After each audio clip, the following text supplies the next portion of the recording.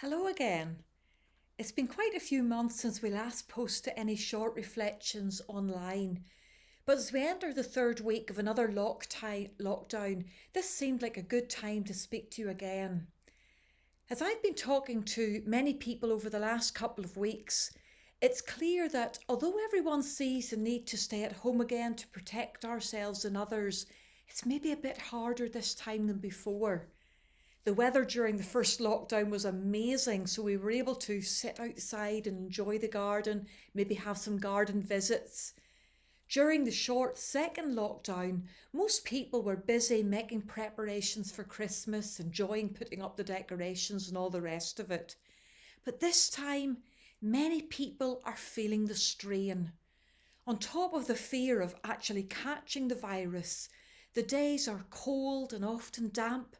The evenings are dark and feel long, and for some the loneliness and isolation, it's pulling them down, particularly those who live alone.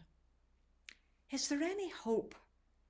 Is there any light at the end of this long dark tunnel that we as a country and indeed the whole world are facing? I have heard so many people say that they're hoping for better days ahead in 2021. By that, they mean that they're hoping that life will return to some sort of normality in 2021. Yes, I think we're all hoping for that, and the sooner the better.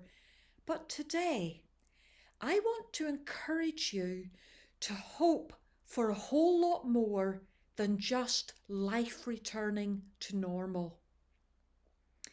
I was looking out my living room window the other day and I saw a wonderful sight. Well, I was looking along my rather sorry looking border, and there, closest to the living room window, I saw dozens of little snowdrops beginning to push up out of the cold, dark, frozen ground. As I looked at these little green shoots, which in a couple of weeks will be blooming with those delicate, white, beautiful flowers, I was reminded of the eternal hope that is offered to everyone in Jesus Christ. He offers a hope that cannot be kept down even in the darkest days or the hardest circumstances. It is a hope that always rises up and overflows because it finds its origin in God Himself. Jesus Himself is the undeniable proof of this hope. He faced the darkest day the earth has ever known when He hung on the cross just outside Jerusalem almost 2,000 years ago. He suffered more than any person ever has, not just the physical pain, of course, but taking our sin upon Himself, taking the punishment that we should have experienced for our own sins. He took it. And after 6 hours of agony on the cross, He gave up His spirit and died. He was laid in a tomb with a large stone rolled over the entrance. The darkest day, it looked so hopeless. The Son of God had died. But on the third day, He rose from the dead, and all those who believe in Him share in His resurrection life. Our bodies may die, but our spirits never will, because His eternal life is within us. It is given as the gift of God to all who believe in Him.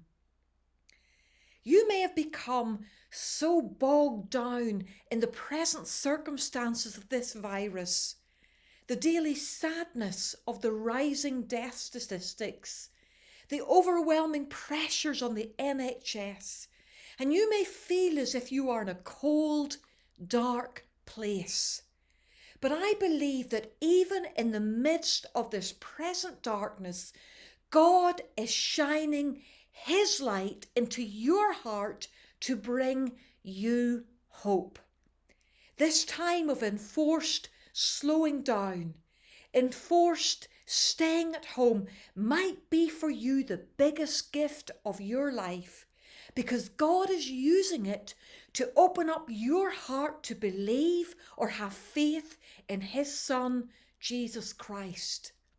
The Apostle Paul, writing to Titus, says in Titus 1, 2 and 3, that it is a faith and knowledge resting on the hope of eternal life, which God, who does not lie, promised before the beginning of time, and at His appointed season He brought His word to light.